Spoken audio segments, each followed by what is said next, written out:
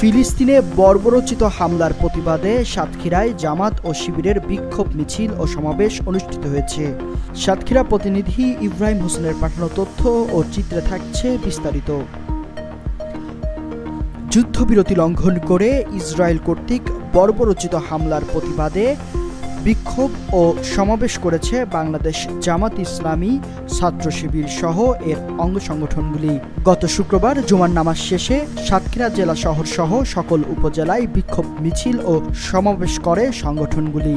বিক্ষোভ মিছিলে অংশ নেন বাংলাদেশ জামাত ইসলামী ও ছাত্র শিবিরের নেতাকর্মী সহ হাজার হাজার মুসল্লিরা। এ সময় নেতাকর্মীরা বলেন, ইহুদিরা শান্তি চুক্তি লঙ্ঘন করে গাজার মুসলমানদের উপর হামলা চালিয়েছে। এতে করে সেখানকার নারী পুরুষ সহ অসংখ্য মানুষ নিহত হয়েছে। আহতরা চিকিৎসা পাচ্ছে না, অনাহারে দিন কাটছে তাদের। সেখানকার মানুষেরা মৌলিক চাহিদা থেকেও বঞ্চিত।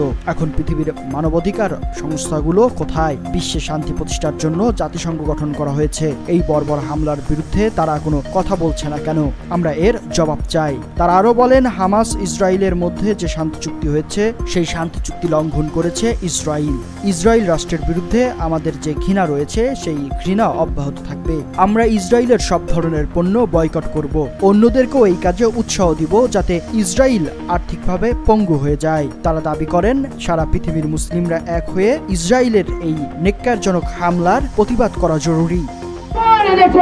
গণহত্যা চালানোর পরিবেশ তৈরি করতে চায় সেই দোষরদেরকে বর্জন করতে হবে।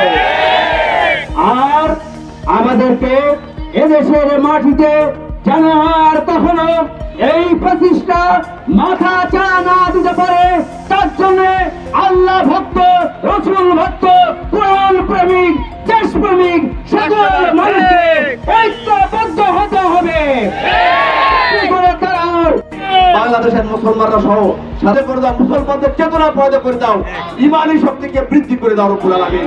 রব্বুল আলামিন আমরা যেন এক হয়ে সবার প্রতিবাদে এই ফিলিস্তিনি হত্যার যথাযোগ্য ব্যবস্থা যেন এই বিশ্ব মুসলিমের পক্ষ থেকে করতে পারি, সেই প্রভাব সবার সৃষ্টি করে দাও। আজকে যারা এই বিক্ষোভ মিছিলে অংশগ্রহণ করেছে সবাইকে ধন্যবাদ এবং মোবারক।